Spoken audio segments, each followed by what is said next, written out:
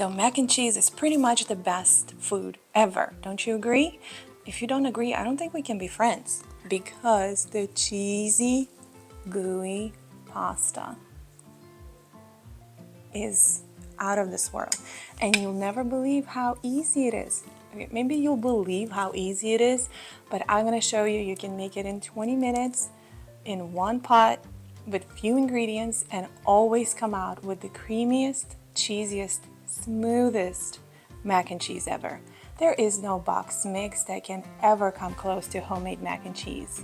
And really, it's like 2 extra steps from making it out of the box. So let's make it and eat it and love it. Okay, so before I start prepping the ingredients, I'm gonna start the water because that's gonna take a little bit longer. And remember, anytime you're cooking pasta, salt, salt, salt. So you want to make sure your water is pretty salty, but not unbearably so, because it's going to season your pasta as it cooks, and that is going to give your pasta the best flavor. So while that's boiling, let's go grate some cheese. So in my easy stovetop mac and cheese, of course, it's all about the cheese. That's why we love the mac and cheese, right? It's pasta coated in a beautiful cheese sauce. And what's more important in a cheese sauce than cheese? Nothing. There are a few options that I like to use, and you have a variety of cheeses to choose from. You want to go sharp, so then you want to go into sharp cheddars. If you grew up being used to more yellow color on the mac and cheese, or your kids are super picky and they want that color, then you can use a more traditional yellow. When you want to go a little bit sharper flavor, then of course go with your sharp cheddars. Personally, I love the nice Vermont sharp or aged sharp or serious sharp, something with a little bite to it. Now, one cheese that I never variate is Monterrey-Jack. Monterrey-Jack is nice and soft, so it contributes to the melting perfectly. So your sauce is going to come out nice and smooth. So cheddar for flavor, Monterrey-Jack for nice and smooth melt. But another cheese that I always add, and that's what bumps up the creaminess of the sauce, and that's cream cheese. All right, so let's choose our cheese, and then we're going to grate it and start working on that sauce. So of course we know about the Monterrey-Jack, we're gonna keep that. And then I think I'm gonna go with nice and sharp today. So I'm going to combine 2 cheddar cheeses because I like to use 10 to 12 ounces. It's up to you. You can make it a little more cheesy, a little less cheesy. A couple of ounces of cheese is really not going to hurt your mac and cheese. You just don't want to overload it completely. But 2 ounces is really nothing.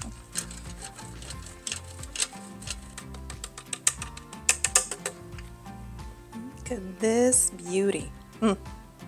It's taken every willpower bit that I have for me not to eat this right now. I love cheese. All right, water is boiling, so let's add our pasta. We're going to cook the pasta al dente, which means to the bite, or when it's cooked, when there is a tiny bit of bite left in it and it's not all completely soft and mushy. Because the pasta will finish cooking a little bit in sauce, even though we're only going to have it in sauce for a couple of minutes. All right, let's taste it.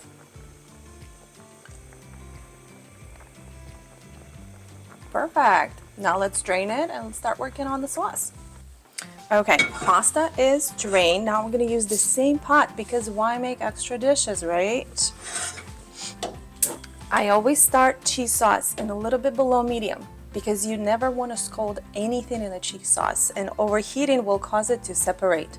So a little bit below medium for us to build up the butter base, and then adding the milk, but then we're going to lower it even more before adding the cheese. All right, let's start with melting butter. Beautiful. Now I'm going to whisk in the flour, and then as soon as the flour is mixed in with the butter, nice and evenly, no chunks or clumps, we're going to very slowly start pouring in the milk. Now the reason you want to work slowly is because if you dump it all in, then unfortunately you're going to start getting clumps. So whisk in between each time you add a little bit. That will help prevent any flour clumps from forming. Okay, beautiful. Now we can switch back to our spatula. Now what you want to do is let the mixture thicken. While the milk is heating up, the flour is going to thicken it. As soon as it starts to thicken, then we will add our cheese. Now when you stir in, make sure you get all the corners, because that is where flour loves to kind of hide from you, and that's also where you can get a couple little clumps. So make sure you go around the corners so there's no more hiding flour clumps. Alright, now that our milk mixture is thickened, and again thickened, not like gravy thick, but more like a thin sauce thick, because your cheeses are going to do the trick about the consistency getting thicker. Now it's time to add our cream cheese. And you want to work it in and gently whisk it in until it's smooth. And then we'll continue with our cheeses. You may have to give it a whisk here and there to make sure that it combines nice and smooth.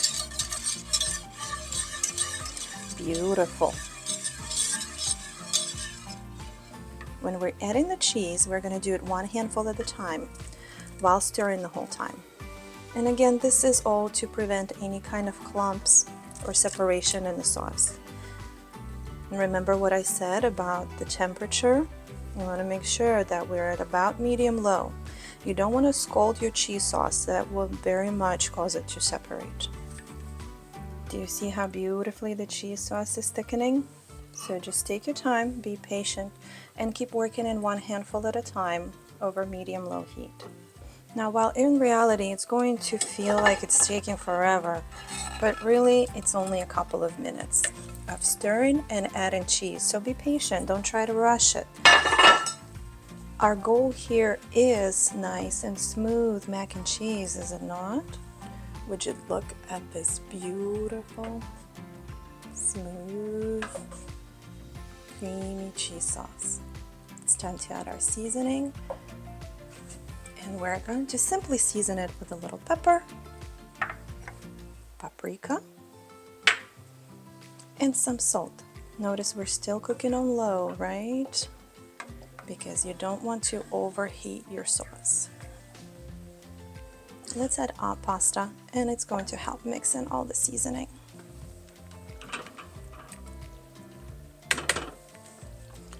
Okay, now our entire goal here to finish up the mac and cheese is to stir everything together. Make sure that the pasta kind of reheats, and that's it. Do not bring it to boil.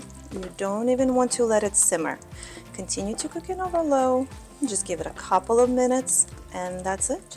All right, now we gave it a couple of minutes, and look at this gorgeous cheesy mac and cheese. Don't you just wish you could bite it?